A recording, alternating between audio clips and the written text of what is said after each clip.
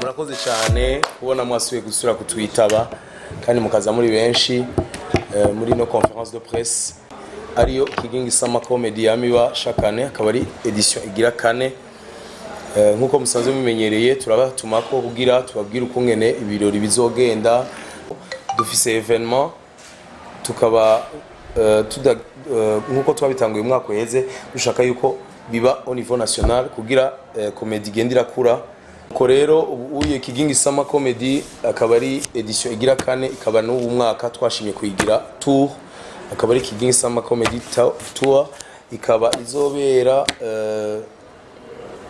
Ingozi, tuzohera mu ntara ya Ngozi, akaba ari itariki 19 ni ku munsi wa gatanu w'indwiza niho tuzotangura nyezina kino gikorwa, kazobera ku Gasaka bar, niho twanakoreye ubuheruse. Ni kibanza cagutse kandi gisanzwe gikorerwamwo ibintu byo kunezerwa notamama amakaoke niki, n'ahantu rero bamenyereye mu ntara ya Ngozi cyane.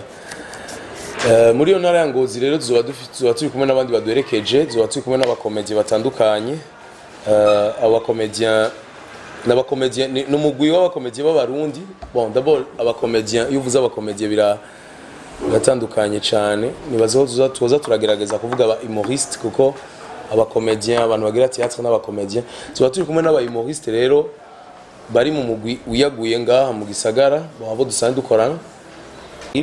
Muri Ngozi rero tuzoba turi kumwe n'abakomedien, jewe tuzoba turi kumwe na Ile Defense comédien, tuzoba turi kumwe na Ismaël, tuzoba turi kumwe na Raoul, tuzoba turi kumwe na Mutima le comédien, l'humoriste cyane le comédien. Muba gira abantu bazo performinga muri stand up nabo, hanyuma tukazoherekezwa n'umuririmbyi amazimisi abikora neza yitwa Dr Clouds.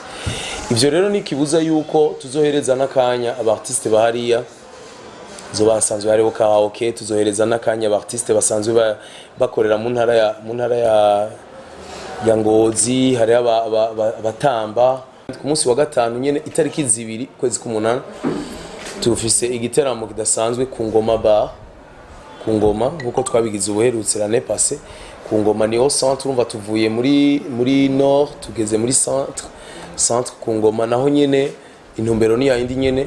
Nuko rero tuzogira igiteramo Igitega itariki 2 azoba ari vendredi, hanyuma ni igiteramo nkuko nyene kizoba gihereza kanya mu les artistes locaux, tuzoba turi kumwe n'abartiste bavuye ino, umuririmbyi, kubera murabizi ko umuziki kamwe murafise ikintu urahamagara public.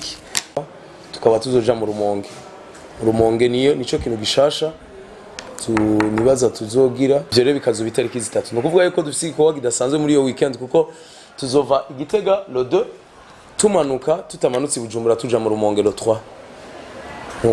Umva ko ni igikorwa kidasanzwe. Mu ntara za ruguru tuzaja tuzi Bujumbura.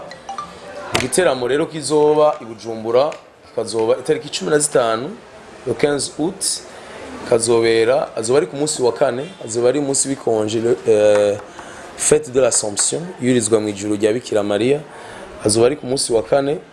Maza kubaza igituma twashize ku munsi wa kane n'ibindi byinshi, nuko twagiye turagira ama experience atandukanye. Azoba ari jeudi rero, bizobera kuri La Bamba, bizotangura isaha 9 hazoba hari ibintu byinshi bitandukanye.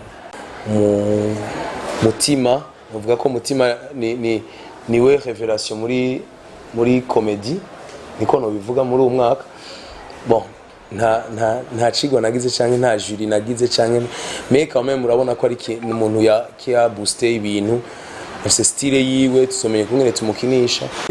Abana barakunda ibintu dukora cyane, abana barakunda ibintu dugira, ariko akenshi usanga mengo Kigingi Sama mengo niya ba secondaire kuduga, mengo abana nta kibanza zogerageza kuzana rero ibinezera abana, no kuvuga gukina le guignol, sinzi ko mu bitahura gukina le guignol, hariho comédie ya guignol, no kuvuga abantu twenza abana bidegije bakisiga ibintu bakagira iki, abo bose tuzoba turi kumwe kugira abana biyumve nabo nyene banezerwe. No kuvuga bimwe ama edition aheruka abavyeyi basiga umwana bakaca bavuga turagaruka kumutora 20h dushaka ko abavyeyi basigara n'abana basigare hazoba hariho ni park twateguye attraction ku bana gukina trampoline biki tuzogerageza